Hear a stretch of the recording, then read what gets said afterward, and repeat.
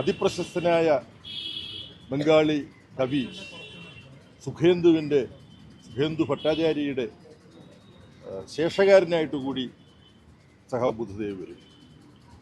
പ്രശസ്ത സംവിധായകനായ ഋത്വിക് ഘട്ടക്കിൻ്റെ വളരെ ചർച്ച ചെയ്യപ്പെട്ടിട്ടുള്ള ഒരു രേഖ, അത് ഋത്വിക് ഘട്ടക്ക് കമ്മ്യൂണിസ്റ്റ് പാർട്ടി അംഗമായിരുന്ന ഇന്ത്യൻ പീപ്പിൾസ് തിയേറ്റർ അസോസിയേഷൻ ഇപ്റ്റയുടെ ഭാഗമായിരുന്ന കാലഘട്ടത്തിൽ കമ്മ്യൂണിസ്റ്റ് പാർട്ടിയും സാംസ്കാരിക രംഗവുമായി ഉണ്ടായിരിക്കേണ്ട ബന്ധം എത്തരത്തിലാണെന്നുള്ളതിനെക്കുറിച്ചുള്ള ഒരു രേഖ ഋത്വിക് ഘട്ടക്ക് എഴുതിയത് സഖാവ് ബുദ്ധദേവ് ഭട്ടാചാര്യയാണ്. ഒരു ഗവേഷണത്തിനിടയിൽ പാർട്ടി രേഖകൾ ശേഖരിക്കുന്നതിനിടയ്ക്ക് അദ്ദേഹത്തിൻ്റെ ശ്രദ്ധയിൽപ്പെട്ട് അതിന്ന് ഒരു ലഘുലേഖയായി ഒരു ഗ്രന്ഥമായി അതിൻ്റെ മലയാള പരിഭാഷയും വന്നിട്ടുണ്ട്.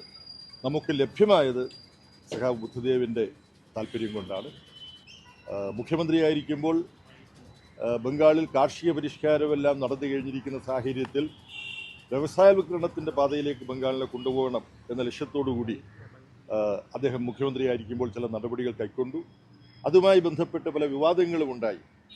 ബംഗാളിനെ വ്യവസായവൽക്കരിക്കുക എന്നുള്ളത് വളരെ ആവശ്യമായിരുന്നുവെങ്കിൽ തന്നെ ഭൂമി ഏറ്റെടുക്കുന്നതുമായി ബന്ധപ്പെട്ട് ചില വിവാദങ്ങളുണ്ടായി എന്നുള്ളതും ഈ ഘട്ടത്തിൽ അനുസ്മരിക്കുകയാണ്. സഖാവ് അദ്ദേഹത്തിൻ്റെ ശരീരം വൈദ്യശാസ്ത്ര വിദ്യാർത്ഥികൾക്ക് പഠിക്കാൻ വേണ്ടി ഒരു ആശുപത്രിക്ക് വിട്ടുകൊടുക്കാനാണ് തീരുമാനിച്ചിട്ടുള്ളത്. നാളെ രാവിലെ 10:30 അദ്ദേഹത്തിൻ്റെ മൃതദേഹം കൽക്കട്ടയിൽ അലിമുദ്ദീൻ സ്ട്രീറ്റിലുള്ള പാർട്ടി ആസ്ഥാനത്തേക്ക് കൊണ്ടുവരും. ഉച്ചയ്ക്ക് 1:30 വരെ മൃതശരീരം പാർട്ടി ഓഫീസിലുണ്ടാവും.